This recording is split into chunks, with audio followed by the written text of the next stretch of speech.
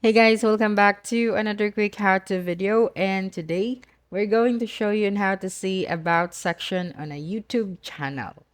So the first thing that you'll need to do is you have to open your YouTube application on your device, of course, and then click on your profile picture at the bottom right corner of your screen.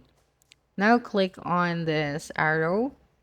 Okay, so your channel, and then click on this arrow or this line below your profile picture, and you'll be able to see the about section of your YouTube channel. Okay, so for some, it's a new feature of the YouTube since they have removed the about option where you can see it clearly. So we'll try to search for another user, okay, and try that process. So let's go to Mr. B's profile, then click on this arrow or this line below his profile picture, and we would be able to see here the about information of this specific user. Okay, you can see here the links, more information, and of course the description.